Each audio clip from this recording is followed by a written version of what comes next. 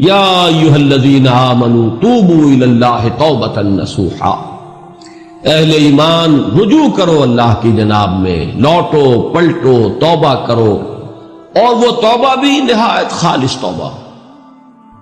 یہ توبہ حضرت علی رضی اللہ تعالیٰ عنہ نے ایک مرتبہ دیکھا ایک شخص کو، وہ گردان کر رہا ہے توبہ کی تیزی تیزی سے، فرمایا یہ تو توبۃ المکذبین ہے، جھٹلانے والوں کی توبہ ہے یہ۔ وہ گھبرایا، تو پھر آپ نے فرمایا توبہ وہ ہوتی ہے جس کے ساتھ وہ ساری کیفیات ہو، شدید ترین پشیمانی ہو کہ میں کیا کر بیٹھا ہوں، پھر یہ کہ آئندہ کے لیے عزم مصمم ہو کہ ہرگز دوبارہ یہ کام میں نہیں کروں گا، اور نہایت گڑ گڑا کر اللہ سے اس کی دعا جو ہے اس کی معافی طلب کی جائے۔ یہ قلب کی گہرائیوں سے جب تک یہ توبہ نہیں نکلے گی یہ توبہ نہیں ہے۔ تو توبۃ النصوح، یہ نصح کا لفظ جو آتا ہے عربی زبان میں، یہ ہے کسی شے کے خالص ہونے، کوئی اس میں ملاوٹ نہ ہو۔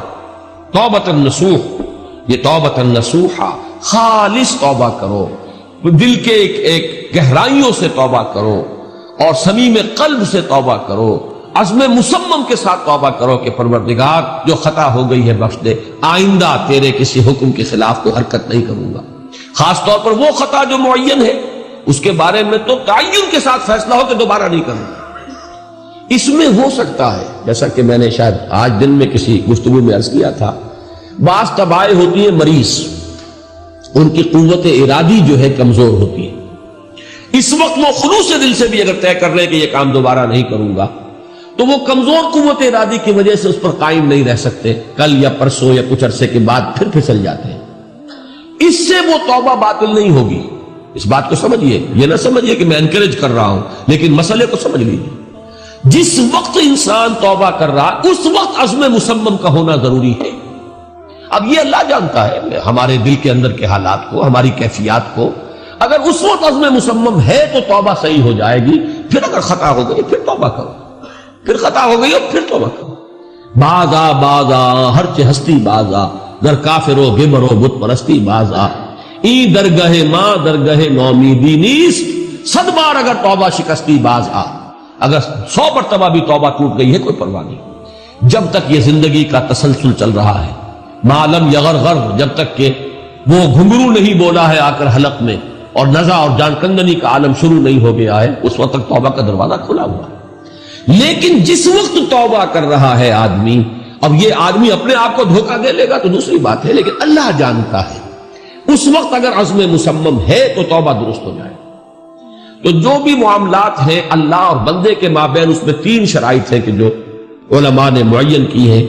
ایک حقیقی پشیمانی، وہ پشیمانی جس کے لیے اقبال کا وہ شعر بہت مشہور ہے جو انہوں نے نوجوانی میں کہا تھا، اور داغ دہلی بھی اس مجلس میں موجود تھے جہاں علامہ نے یہ شعر پڑھا ہے، تو انہوں نے بڑی داد دی تھی کہ میاں اس عمر میں اور یہ شعر یعنی چشم بددور، وہ یہ داد کا بڑا ایک یعنی بلیغ انداز ہے۔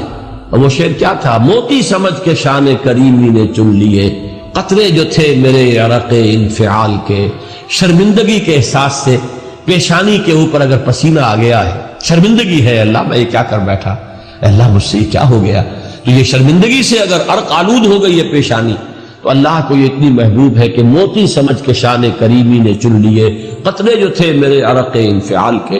حدیث میں یہ مضمون آیا ہے، اللہ کو کتنی خوشی ہوتی ہے اپنے بندے کے توبہ سے۔ بائبل کی ایک سٹوری جو ہے دی پروڈیگل سن، جو آپ کو یاد ہوگی کہ ایک شخص کے کئی بیٹے تھے، اکثر جو تھے سارے بڑے فرما بردار، بڑے عمدار، سعادت مند کام کرنے والے، ایک تھا نٹکھٹ قسم کا شریر، وہ اپنی دولت بھی بٹوا کے لے گیا، اور پھر وہ بہت سال کے بعد آیا ہے تو سخت یعنی فقیری کے اور کلاشی کے عالم میں باپ نے واقعی سب سے توجہ ہٹا کر اپنی ساری محبت کا مرکز پھر اس بچے کو بنا لیا، اپنے بیٹے کو۔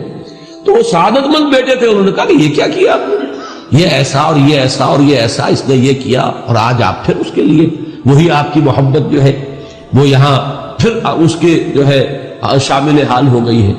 انہوں نے کہا کہ تم دیکھتے نہیں کہ اگر کوئی چرواہا ہو اور اس کی اگر 100 بھیڑیں اور بکریاں ہیں، تو اگر کوئی بھیڑیا کسی ایک بکری کو اٹھا کر لے جائے تو وہ 99 کو چھوڑ کر اس کے پیچھے بھاگتا ہے اس کو بچانے کے لیے۔ جو میرے ہیں وہ تو ہے ہی ہے، جو مجھ سے دور چلا گیا تھا وہ اگر لوٹ کر آیا ہے تو در حقیقت یہ ہے میری توجہ کا اور میری محبت کا سب سے زیادہ مستحق۔ یہی معاملہ اللہ کا. یہ در حقیقت ایک پیرابل ہے، ایک کہانی ہے جس میں اللہ کی وہ شفقت جو ہے اپنے گناہگار بندوں کے جو شامل حال ہوتی ہے جب وہ توبہ کرتے ہیں، جس کے لیے حدیث میں آخری بات بیان کر دی گئی کہ تصور دیا گیا ہے کہ ایک لق و دق سے راہ میں ایک شخص سفر کر رہا تھا، ایک ہی اونٹنی سواری کی، اسی پر اس کا راشن بھی تھا، پانی بھی تھا. تھوڑی دیر کے لیے وہ ایک درخت کے سائے میں بیٹھا سستانے کے لیے، دھوپ کی تمازت سے بچنے کے لیے، تو ذرا بیٹھا بیٹھا اونگ گیا.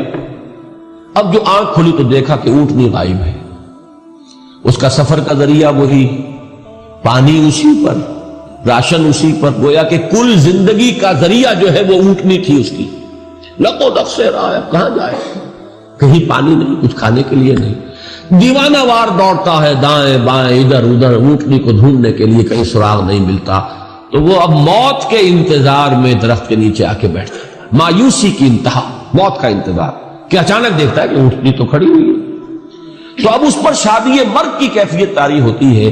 وہ کہنا تو یہ چاہتا تھا اللہ میں تیرا بندہ ہوں تو میرا رب ہے، کہہ یہ جاتا ہے کہ اللہ تو میرا بندہ میں تیرا رب. زبان لڑکھڑا گئی ہے اس خوشی کی شدت کی وجہ سے. تو حضور فرماتے ہیں کہ اللہ کو اپنے کسی گناہگار بندے کی توبہ سے اس سے بھی کہیں زیادہ خوشی ہوتی ہے. تو اس کو ذہن میں رکھیے، توبہ کا بڑا اونچا مقام ہے. ہمارے ہاں شرائط بھی سخت ہیں، 3 شرطیں وہ، ایک عزم مصمم، ایک پشیمانی، حقیقی پشیمانی. نمبر 2 عزم مصمم کہ اب دوبارہ نہیں کروں گا. نمبر 3 ایک مرتبہ ضرور اس کام کو چھوڑ دینا. یہ گویا کہ اس کے عزم مصمم کا فوری ثبوت ملنا چاہیے. کچھ دنوں کے بعد پھر کہیں جذبات کا رحلہ آئے، کوئی اور خطا ہو جائے، بات دوسری ہو. اور جو حقوق العباد کا معاملہ اس میں 4تھی شرط اور ہے، اس لیے کہ حقوق العباد کی کوتاہی جو ہے اللہ تعالیٰ معاف نہیں فرمائیں گے. وہ تو وہی بندہ ہے جس کی آپ نے حق تلفی کی ہے، کسی کی غیبت کی ہے، کسی کی چغلی کھائی ہے، کسی پر تہمت لگائی ہے، کسی کا مال ہڑپ کیا ہے، کسی کو دھوکہ دیا ہے، کسی کی عزت پر حملہ کیا ہے، تو وہ تو وہی معاف کرے گا. یا یہ کہ آپ کی جو نیک اعمال ہیں وہ اس کو دے دیے جائیں گے قیامت کے دن، اور اگر آپ کے اعمال ختم ہو جائیں گے تو اس کے گناہ جو ہے وہ آپ کے کھاتے میں ڈال دیے جائیں گے. بہرحال جو 4تھی شرط ہے حقوق العباد کے معاملے میں کوتاہی میں توبہ کی، وہ یہ ہے کہ آپ یا معافی طلب کریں یا تلافی کریں اس شخص کی جس کے حقوق کو آپ نے تلف کیا.